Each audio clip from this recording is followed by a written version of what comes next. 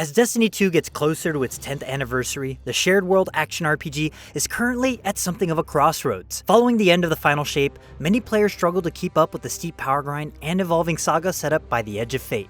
It's hard to deny those clear stumbles with Destiny 2 in 2025, but there's still so much potential for strong storytelling and slick action within the growing universe of Bungie's satisfying online RPG.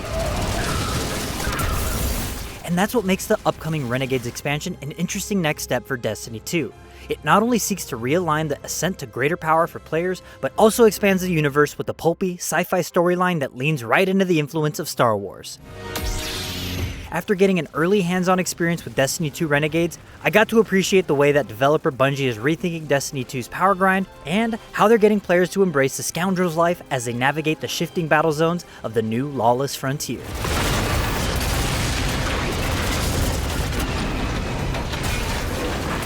Renegades picks up after the events of the Edge of Fate, with the Drifter warning the Guardians of a threat led by a new Cabal faction known as the Barent Imperium and a mysterious fallen Guardian named Baal. Embarking on a new mission without support from the Vanguard, the Drifter and other returning allies will form alliances with the growing network of Syndicates within the new lawless frontier, all to take on the Barent Imperium, fight back against the fallen Guardian, and uncover the larger conspiracy that the Nine are working towards. What's interesting about the story with Renegades is that it's simultaneously the next phase of Destiny 2's ongoing Fate saga, setting up changes to the galaxy's power dynamics, yet it's also an expansion that pays deep homage to the Star Wars series. A path forward is often cleared with unconventional methods. It's not so much the Star Wars universe invading Destiny 2 a la Fortnite, but rather Destiny 2 leveraging its own lore for its take on a Star Wars story. Thanks for the save, hero! On the surface, it can come off as an extended series of cheeky references, and it initially took me some time to get used to the visual homages to Star Wars iconography, such as close recreations of scenes from A New Hope, complete with movie-accurate sound effects. But I got more into it as it went on, and I appreciated the attempt at trying to make a front-facing mashup of sorts. I especially had a blast hopping into a giant walker to mow down foes. So far, it feels like a good fit, and honestly, much of the Star Wars aspect fits, given that Destiny and most modern sci-fi and fantasy media already have Star Wars DNA baked in. In keeping with the Star Wars connection, Renegade also introduces the blaster weapon variant. And just like Han Solo's and Chewbacca's guns from the movies, the blasters hit hard and can fire quickly. They're essentially laser weapons that require venting to avoid overheating, which is a fair trade-off considering how useful they can be in a fight. To be clear, these aren't totally new weapon archetypes, but rather new guns with a twist, some of which are variants of older guns like the Sweet Business Exotic. But the added wrinkle of venting guns in between downtime does change up firefights a bit, and it can be super satisfying to tear into enemies with the Gatling blaster rifle that feels right out of the Clone Wars.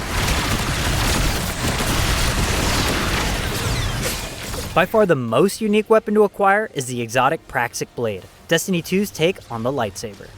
Though similar to Destiny 2's existing power swords, the Praxic Blade is an exotic special weapon that deals heavy damage and grants Guardians the ability to deflect incoming enemy fire and can even be thrown like a boomerang to deal ranged damage. It's a very satisfying weapon to use, and the exotic quest to acquire it was a strong mission that made me feel like I was taking on a trippy Jedi challenge. I don't use swords too often in Destiny 2, but I ended up using the Praxic Blade a lot more than I thought I would given how useful it was against crowds. Also, playing as my Warlock really allowed me to live out that Jedi fantasy within Destiny. Unlike the Final Shape and the Edge of Fate, the primary campaign of Renegades takes a less guided approach and doesn't steer you into the core missions to make progress. Outside of the key story missions that will take you to bespoke locales, the majority of the action in Renegades focuses on building up your reputation in the lawless frontier, where you'll take on various missions ranging from smuggling, sabotage, and bounty hunts of key targets. Your new home base is the Tharsis Cantina on Mars. In this social space, you and other Guardians will build up your reputation with the different syndicates vying for power within the lawless frontier. Welcome to the new Mars.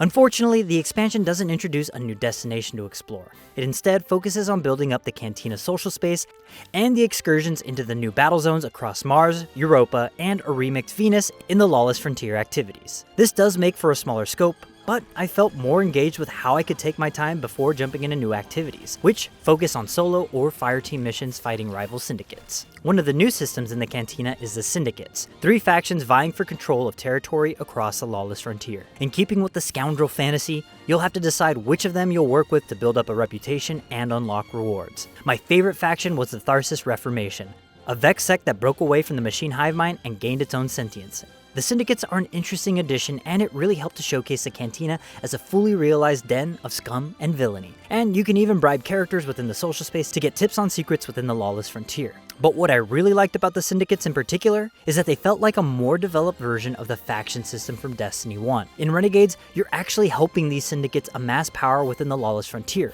Let's make our Nora happy and do this one by the numbers. Which will unlock bonus Renegade abilities to use in the field and more specialized gear. This especially comes into play with some missions that focus on contested territories, which requires you to take on priority contracts to help your chosen syndicate secure them. I was really impressed with how chaotic and exciting the Lawless Frontier jobs were. These PvE-focused missions felt like stepping behind enemy lines, where you'll have to complete dynamic objectives. It really kept my team constantly on the move, and once the job was complete, we had to make one last sprint to exfil to complete the mission, or else suffer the consequences. One of the big twists with these missions is that you can activate new Renegade abilities, which call in support drops. I was able to summon a Vex shield for protection, call in an aerial bombardment, or even activate battle armor to help even the odds. Depending on what difficulty you're playing on, the challenge can really ramp up quickly, especially when playing on a mission that allows for enemy player invasions. Much like the Gambit mode, a lone rival player can step into your squad's game and take you out to earn rewards for their syndicate. You can opt out of missions with invasions, still it does present a fascinating and unnerving twist to the missions. Of course, gaining power and earning the new gear to develop your Guardians is the big drive for playing Destiny 2. Unfortunately, players struggle to keep up with the Edge of Fate's shifting power levels and steep grind, leading many longtime players to move on. During our hands-on, the developers were candid about how they handled that approach in the previous expansion, and one of the larger updates coming with Renegades is realigning the game's power approach so it won't require as many hurdles to overcome. Along with the refocused loot pool that will be a bit more generous and balanced with getting players powered, there are also new and refreshing activities and pinnacle ops for players to take on, which include more difficulty tuning options for players who want to maximize their chances for gaining solid loot. Along with 300 new storage slots in the vault, the portal menu, and its variety of noteworthy missions to tackle will also see a new addition, the Seasonal Hub, which will offer additional rewards for players to acquire by completing daily and weekly challenges that boost unlock rates. Though I wasn't able to get a sense of the larger pursuit of power with my limited hands-on time, I did appreciate that Destiny 2 Renegades feels a bit more generous with its loot quality and ways to move up. Those pain points in Edge of Fate made the progression a slog, but with Renegades, I found myself getting a lot more into the flow. Plus, I really liked that it allowed me to get the Praxic Blade fairly early on. However, I do worry that D2's new direction with the Portal Hub continues its menu-heavy focus. It's convenient, for sure, but it's also a bit of a headache to navigate, and it lessens the motivation to visit the various social spaces and destinations. So far, Destiny 2 Renegades feels like a proper step forward for the live service pioneers' next chapter, making for a more player-conscious experience. It's certainly not looking to reinvent Destiny 2 with a new sprawling campaign, but rather realign its approach to get players back into the right flow that doesn't feel like a drag. Along with the new Star Wars inspired campaign that taps into it, it could end up being the right kind of course correction that Destiny needs. Plus, it's fun to see a Star Wars story play out in the Bungie universe. For more on the latest upcoming games, check out our recent previews of Metroid Prime 4 Beyond and Dragon Quest VII Reimagined. And of course, for everything else in the world of video games, stick with IGN.